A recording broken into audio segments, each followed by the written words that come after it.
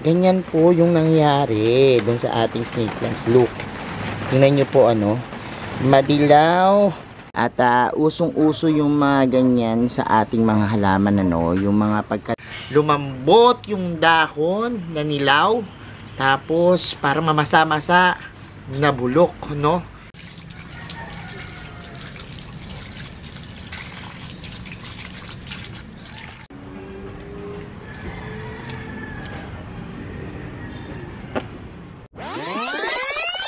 Hello everyone! This is Sir Mizunao ni Dino Park and Eco Garden, and welcome back sa ating YouTube channel. And for today's video, ano nga ba pag-uusapan natin? Ayun na naman tumigil ng ulan, tuloy-tuloy na naman po yan. May isang linggo na yata na nag-uulan. And kanina, pag-ikot natin dito sa ating garden, napansin ko po yung aking mga snake plants. Meron akong problema sa kanila. Lumambot yung dahon na nilaw, tapos parang mamasa-masa na bulok, At yan po yung kadalasan na nangyayari kapag ganitong sunod-sunod yung tag-ulan, At nangyari na ba sa inyo yan? Na namatayan kayo ng mga snake plants ng dahil po sa ganitong panahon? Well, pag-usapan natin yan, sa ating pagbabalik. Tapos, sasabihin ko sa inyo, kung ano yung mga paraan na pwede nyong gawin kapag nangyari yan sa snake plants nyo. Kaya kung ready na kayo mga ka-MVP, tutok lang po.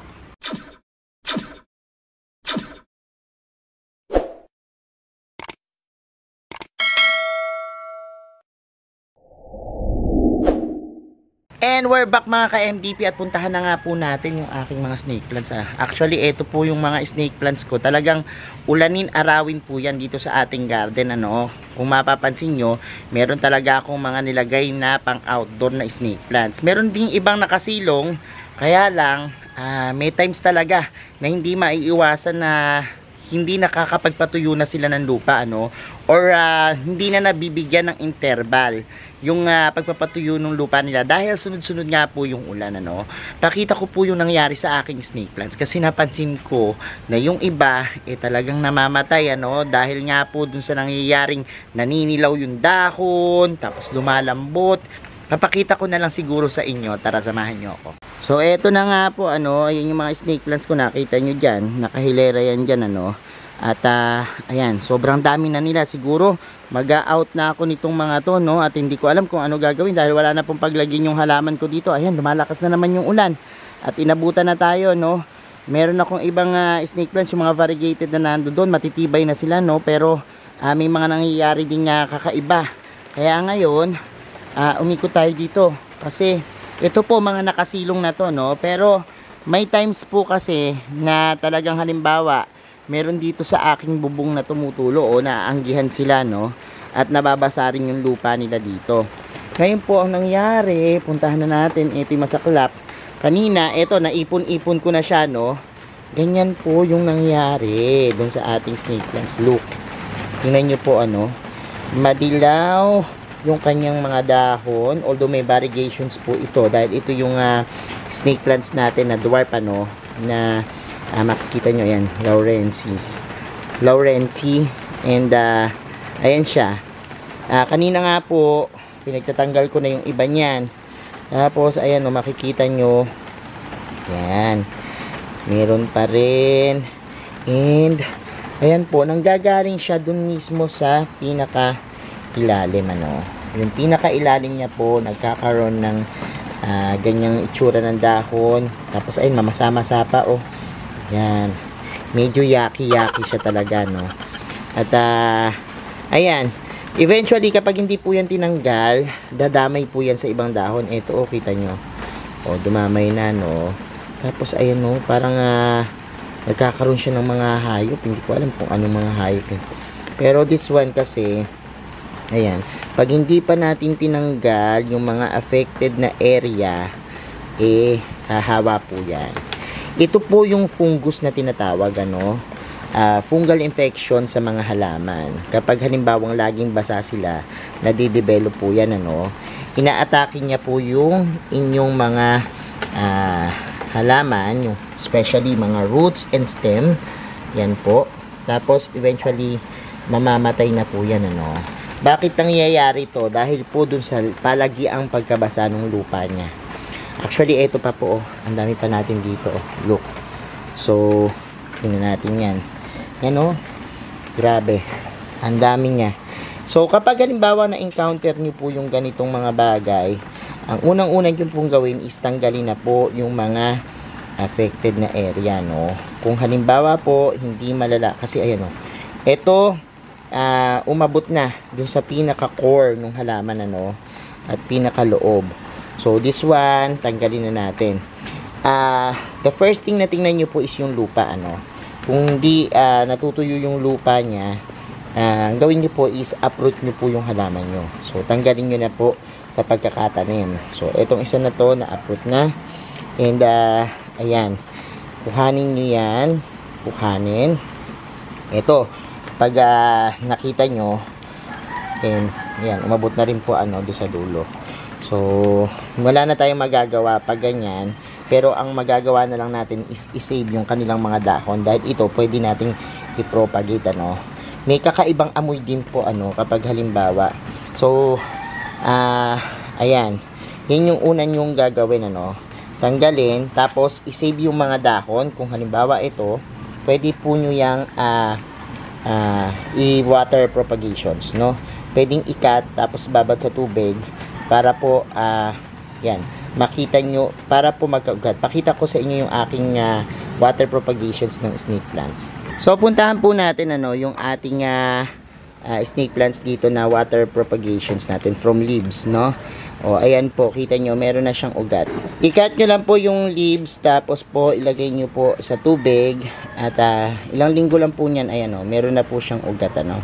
At kapag halimbawa pong meron ng ugat, ilipat nyo sa lupa. Tapos eventually po ito, from leaf propagations, nakita nyo, meron na pong bagong plants na talagang sumibol dun sa ating leaf propagations, no. So ganyan po yung gawin nyo. Pag-usapan naman natin, ano, kung paano maiiwasan yung mga ganitong senaryo, no, yung pagkadilaw ng dahon. So check muna natin to. Ito pa pala isa. So ito, uproot na natin. Unang-una po, kapag halimbawa po yung ginamit nating lupa, katulad nito, oh, yung tinaniman sa kanya, medyo clay, mahirap po yan talagang matuyo ka agad, ano. So dapat ilagay sila sa pwesto na talagang matutuyo sila. For example, yung nasisikatan talaga ng araw, ano, or mahangin, ano. Kapag nangyari po ganyan, katulad nito, iba nating halaman, hindi naman nagkakaganyan. Kaya lang, ang problema po kasi, kapag halimbawa, merong kayong bubong or merong kayong parte ng bahay kung saan nakadisplay yung inyong mga snake plants, tapos po, laging nababasa, ganyan po yung mangyayari, no. Minsan sa soil po, ano, kailangan po fast training yung soil na gamitin. Makakatulong po yung maraming pamis, ano, buhangin or pamis, bato-bato, yan po, para po yung inyong pagtutubig ay mabilis tumulo, ano, at madrain kagad, hindi mababad sa tubig. Hindi naman maarte ang mga snake plants kahit sa ang lupa po nagtatribe sila, no. Kaya lang po sa mga ganyang senaryo nga po, mas panalo yung mga fast training na lupa, ano. So dapat check nyo po yung pinaglagyan, ano. Kung halimbawang nauulanan, nabababad sila, maaari nyo po silang tanggalin muna dyan at ilipat ng pwesto, no. Katulad po nung ginawa ko dun sa aking mga variegated na Sansevieria, inilipat ko po sila sa ibang pwesto. And kapag halimbawa pong ganitong panahon, ganitong season, medyo alalay kayo sa pagdilig, ano. Kasi ang mga snake plants, ka-level nila yung succulents, ano. At talaga naman kapag halimbawang umuulan, medyo bawas kayo sa pagdidilig dahil matagal matuyo yung lupa dahil sa panahon. Maaari po kayong gumamit ng electric fan, ano, sa pagpapatuyo sa kanila, no.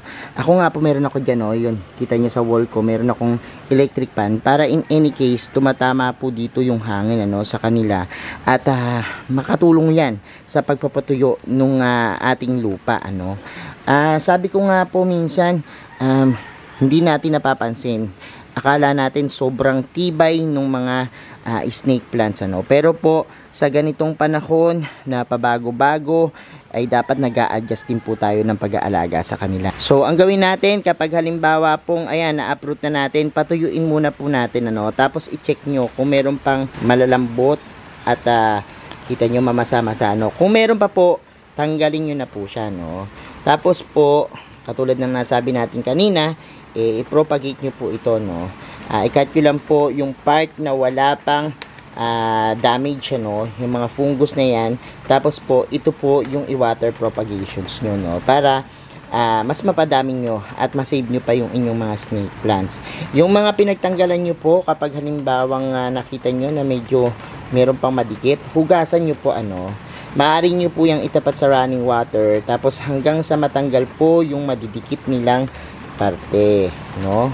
At tapos po i-air dry na at patuyuin, tsaka lang po nyo itanim, ano. Maaari rin naman kung meron po kayong dietane, yan, or kaya mayroon kayong mga Turoke Blue, yung mga fungicide, maaari nyo po siyang budburan, ano, or kaya po kung halimbawa meron kayong cinnamon, pwede nyo po siyang budburan, ano, para po hindi tumuloy-tuloy yung pagkalat ng fungus na tinatawag, ano. Tapos kung halimbawa po yan, okay na siya at wala na kayong nakikitang mga malalambot, yan, pwede nyo na po siyang patuyuin ng ilang araw, 3 days probably, or overnight. Kung halimbawa tuyong-tuyo na, pwede nyo na po siyang ilipat, ano, sa panibagong potting mix po na fast draining sana. Tapos po ilagay nyo siya dun sa safe na lugar kung saan hindi mo na siya mababasa. So narito po yung ilan sa mga snake plants ko, no, na variegated, na sa tingin ko ay medyo nagdidelikado kung halimbawang paulanan ko, no. Medyo pricey pa naman po yung mga ganitong klase, no. At ayan po, isinave ko na po sila dito para po yan, makapagpatuyo siya ng lupa, ano. Doon po kasi sa pinupwestuhan niya, ang una kong napansin, katulad po nung nangyari dito siya tinira, no, sa pinakataas, ano. Buti na lang yung pinaka upper lip lang, ano. Tas kinat ko at nilagyan ng cinnamon, ano, yung ating yan, halaman para matuyo yung kanyang sugat. At nang sa gayon ay maiwasan po yung pagkalat, ano, nung sakit niya, at hindi na po tumuloy-tuloy yung pagkabulok. Meron pa pong ilan ako dun mga snake plants na ililipat ng pwesto, dahil po dito, yun nga po, meron tayo dyang electric fan na umiikot-ikot, at yan, para po nang sa gayon matapatan sila, no, at matuyo yung lupa nila. Katulad po nito, tuyo na yung mga lupa nito. Before kasi basang-basa po yan nung dinala ko dito, no. At pakita ko sa inyo yung pinanggalingan nito na may ililipat pa tayong mga ibang snake plants, ano, at para ma-save natin sila. So eto nga, no, yung pinanggalingan niya, and ayan, sobrang tibay naman po nitong aking mga snake plants na to. Kaya lang po, sabi ko nga sa inyo, kapag halimbawa po talagang ganyan, ano, na meron tayong pag-ulan na nangyayari, ang hirap matuyo yung mga lupa nila, no, kahit fast draining po yan, ano. Kung halimbawa po yung snake plants nyo ay nando dun sa malaking lalagyan, or meron kayong snake plants na dinirekta sa lupa, kayong mag-alala, no, kasi sa lupa po, ang haba po nung kanyang paglalagyan, ano, as long as naka-elevated or hindi pinagbabahayan ng tubig yung mga lupang pinagtaniman nyo, wala kayong po problemahin, dahil ina-absorb po nung ground yung mga rainwater, ano, kasi iniisip natin baka mamaya dahil sunod-sunod yung tag-ulan, babad yung ating snake plants. Actually, dahil po nakadirekta sila sa lupa, marami pong pagdadaluyan dyan ng tubig, ano. Maliban na nga lang, sinasabi ko na yung area nyo mababa, ano, tapos dun pumupunta yung tubig, ano, nagiging catch basin siya ng tubig ulan, no. So wag nyo dyan ilagay yung inyong mga snake plants dahil maaari yang mabulok. So tinitingnan ko pa kung halimbawang itong aking mga snake plants dito is okay pa, no, pero ito ililipat na rin natin kasi nga halos isang linggo na, no, at itong season na to, yan po yung sunod-sunod yung bagyo, talagang lagi nang merong habagat, and yan, laging ulan ng ulan para maging safe sila. Ito rin pong panahon na to, yung usong-uso yung mga sakit. Ayan. At usong-uso yung mga ganyan sa ating mga halaman, ano, yung mga pagkadilaw na ganyan na sanhi ng fungus at mga insekto, no. Kapag halimbawa pong nag-uulan, importante nyo pong malaman sa mga halaman, kahit anong halaman, ano, na mag-spray po kayo ng fungicide, no.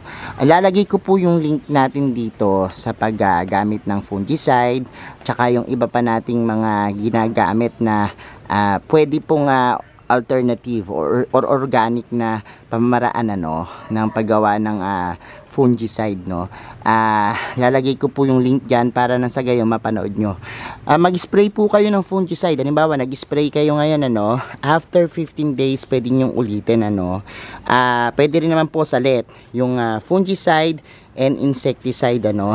Kapag halimbawa pong maglalagay kayo, lalo na ngayong nag-uulan, importante po yan sa mga snake plants, ano, para hindi na po kumalat yung mga fungus, no, para hindi kayo magpuputo lagi ng dahon, at the same time mapaganda pa rin yung kanilang mga itsura, no. So ayan mga ka-MDP, napanood nyo na po yung ating video, no. Nangyari na din ba yan sa snake plants nyo? Mag-comment lang po kayo dyan, ano, kung talagang na-experience nyo na po yan, ano. At sana maiwasan natin yung mga ganitong bagay, ano, base dun sa mga sinabi ko sa inyo. Kung meron pa kayo maidadagdag, i-comment nyo lang po dyan, ano. Thank you so much mga ka-MDP sa inyong panonood ngayong araw na ito. Sa lahat po na nagla-like, nag-share at nagko-comment sa ating video, maraming salamat po, ano. Sa mga hindi pa nagsasubscribe sa ating YouTube channel, kung bet na bet nyo po yung ganitong usapan, yung plants and gardening, mag-subscribe na po kayo. Huwag nyo pong kalimutang i-hit yung notification bell para laging updated sa aming latest uploads. Pati po sa iba't iba nating social media accounts, sa ating TikTok, Instagram, Facebook pages. Search lang po Hermy Sunaho or Mini Dino Park and Eco Garden. Makikita nyo na yan. Salamat ng maraming mga ka-MDP, and this is Hermy Sunaho, nagsasabi po sa inyo ng happy planting. Bye-bye!